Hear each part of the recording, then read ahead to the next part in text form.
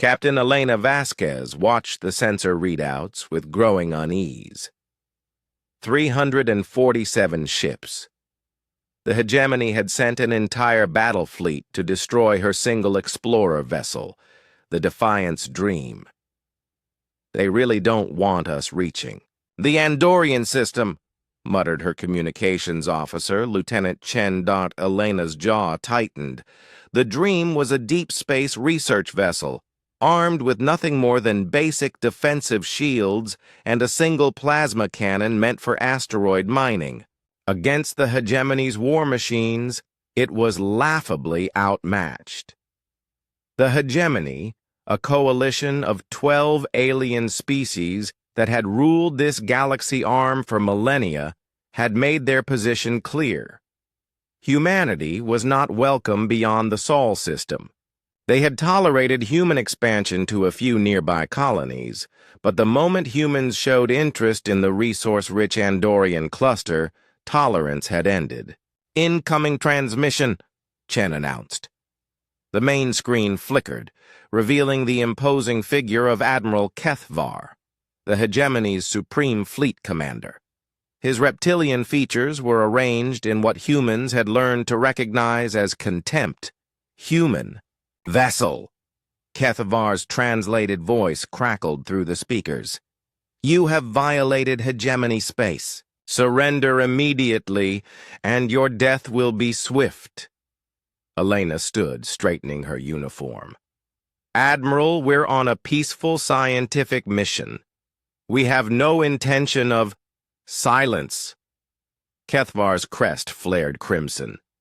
"Your species has grown too bold. Today, we send a message that will echo across human space. You will be destroyed, and your government will learn the price of defiance." The transmission cut. Elena turned to her crew of 12. They were scientists, explorers, dreamers, not soldiers. But as she looked into their faces, she saw something that made her proud to be human. Not fear, but determination. "Options?" she asked. "None," replied her tactical officer honestly. "Even if we run, they'll catch us in 30 minutes. Their ships are faster." Elena nodded. She had known this might be a one-way mission when they'd volunteered to push deeper into hegemony space than any human had before. But the data they'd gathered about the Andorian system, the proof of vast mineral deposits and potentially habitable worlds, was worth any risk. "Chen, send a narrow-beam transmission to Earth. Full data burst. Everything we've learned." "Transmitted, Captain." Elena walked to the viewport, gazing out at the approaching Armada, ship after ship, their hulls gleaming with the authority of a civilization that had never known defeat. They moved in perfect formation, their weapons already charging. "They think this ends with us," she murmured. The first salvo lit up space like a newborn star. The Dream's shields held for exactly 4 seconds before collapsing. The second volley tore through the hull, venting atmosphere and crew into the void. But Elena's last conscious thought, as the bridge erupted around her, wasn't of failure. It was of what would come next. The news reached Earth 6 weeks later. Elena Vasquez and her crew murdered by overwhelming force for the crime of exploring. The hegemony, satisfied with their show of strength, expected human expansion to halt. They had made a fundamental error in judgment. Humans, they discovered, were not like other species the hegemony had encountered. They did not respond to overwhelming force with submission. They responded with fury. Within 6 months, every human colony had begun crash-building warships. The shipyards of Mars worked triple shifts. The asteroid mining operations were converted to weapons production. Earth's entire economy pivoted to a single purpose: revenge. But humans did something else the hegemony had not expected. They reached out. The hegemony had many members, but they also had enemies. species they had conquered, worlds they had subjugated, populations they had enslaved.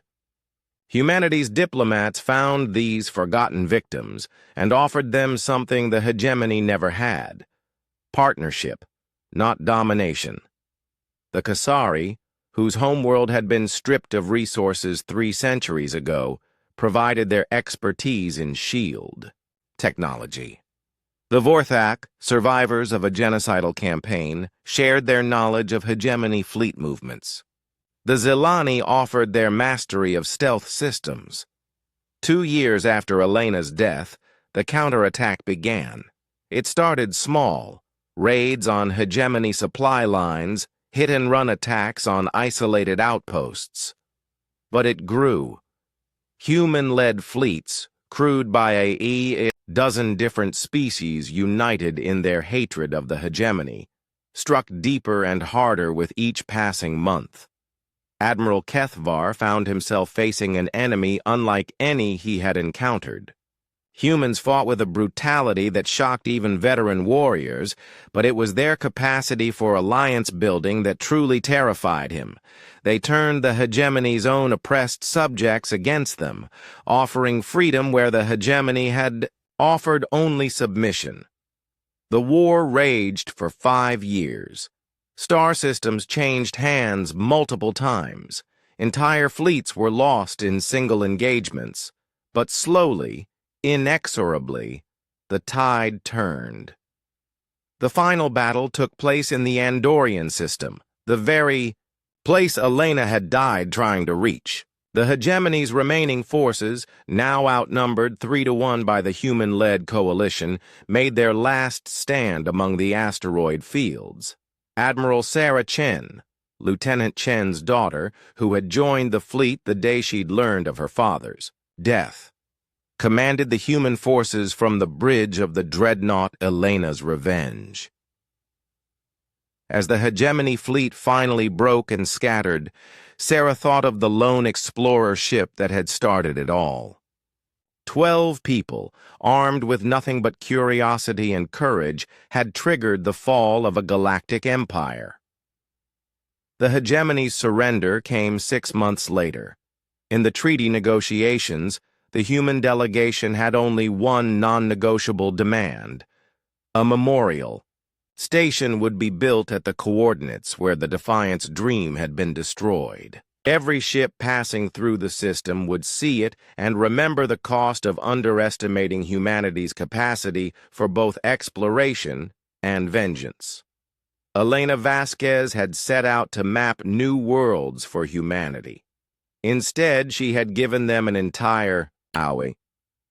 The memorial bore a simple inscription: "They sent an armada to crush a single ship. They forgot that humans don't forgive and we never fight alone.